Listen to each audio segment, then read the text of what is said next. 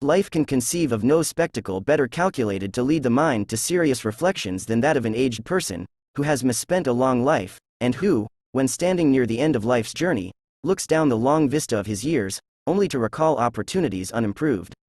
Now that it is all too late, he can plainly see where he passed by in heedless haste the real gems of life, in pursuit of the glittering gewgaws of pleasure, but which, when gained, like the apples of Sodom, turn to ashes in his very grasp. What a different course would he pursue would time but turn backwards in his flight and he be allowed to commence anew to weave the tangled web of life. But this is not vouchsafed him. Regrets are useless, save when they awaken in the minds of youth a wish to avoid errors and a desire to gather only the true jewels of life. Life, with its thousand voices wailing and exulting, reproving and exalting, is calling upon you. Arouse, and gird yourself for the race.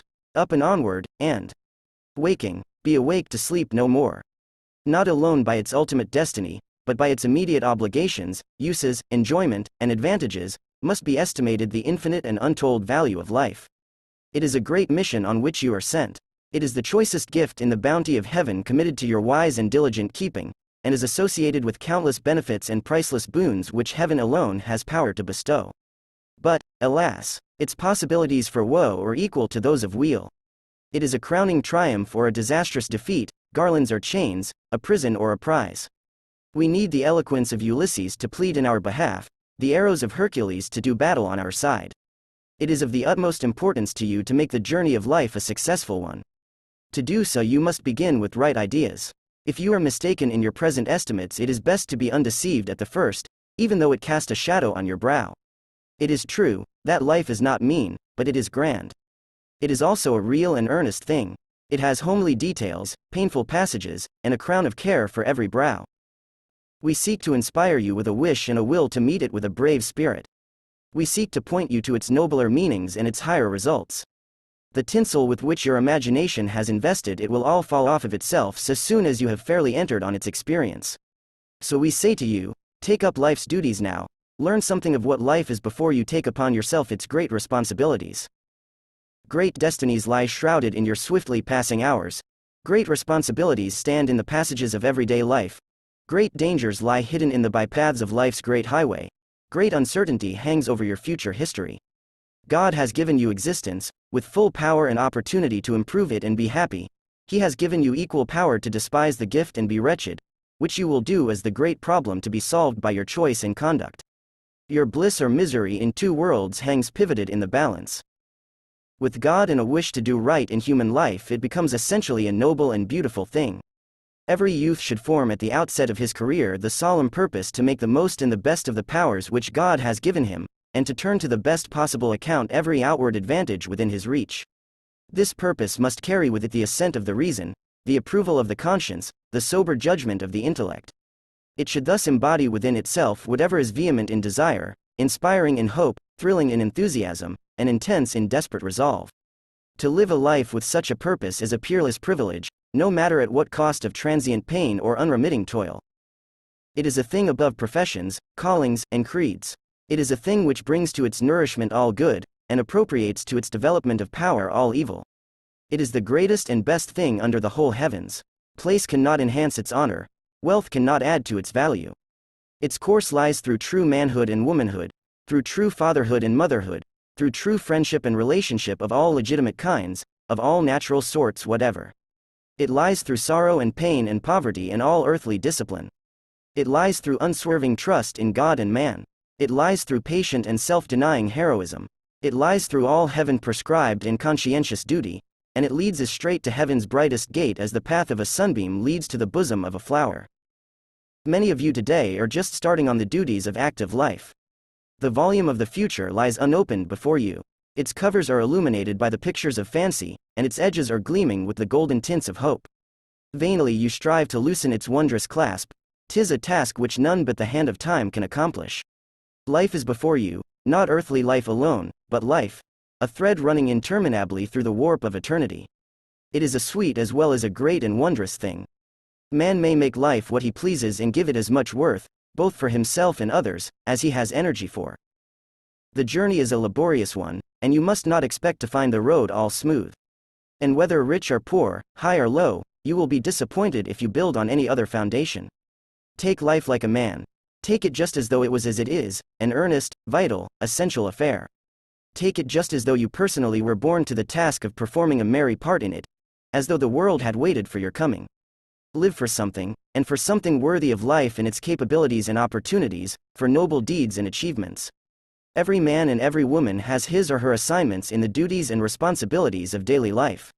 We are in the world to make the world better, to lift it up to higher levels of enjoyment and progress, to make the hearts and homes brighter and happier by devoting to our fellows our best thoughts, activities, and influences. It is the motto of every true heart and the genius of every noble life that no man liveth to himself, lives chiefly for his own selfish good. It is a law of our intellectual and moral being that we promote our own real happiness in the exact proportions we contribute to the comfort and happiness of others. Nothing worthy the name of happiness is the experience of those who live only for themselves, all oblivious to the welfare of their fellows. That only is the true philosophy which recognizes and works out the principle in daily life that life was lent for noble deeds. Life embraces in its comprehensiveness a just return of failure and success as the result of individual perseverance and labor. Live for something definite and practical. Take hold of things with a will, and they will yield to you and become the ministers of your own happiness and that of others. Nothing within the realm of the possible can withstand the man or woman who is intelligently bent on success. Every person carries within the key that unlocks either door of success or failure. Which shall it be? All desire success. The problem of life is its winning. Strength, bravery, dexterity, and unfaltering nerve and resolution must be the portion and attribute of those who resolve to pursue fortune along the rugged road of life.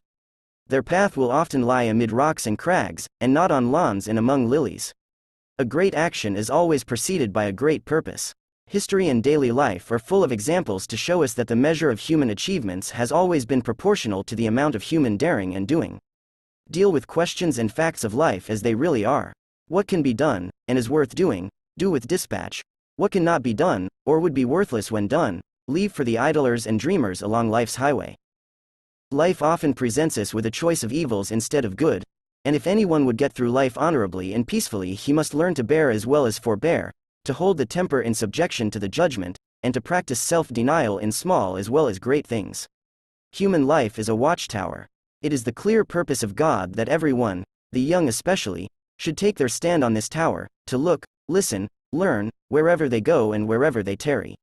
Life is short, and yet for you it may be long enough to lose your character, your constitution, or your estate, or, on the other hand, by diligence you can accomplish much within its limits.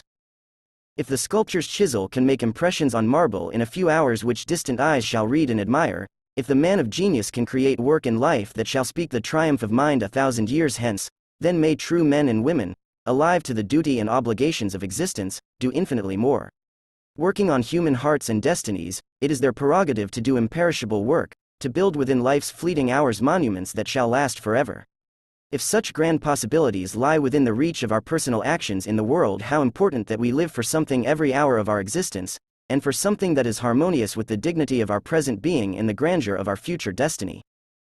A steady aim, with a strong arm, willing hands, and a resolute will, are the necessary requisites to the conflict which begins anew each day and writes upon the scroll of yesterday the actions that form one mighty column wherefrom true worth is estimated.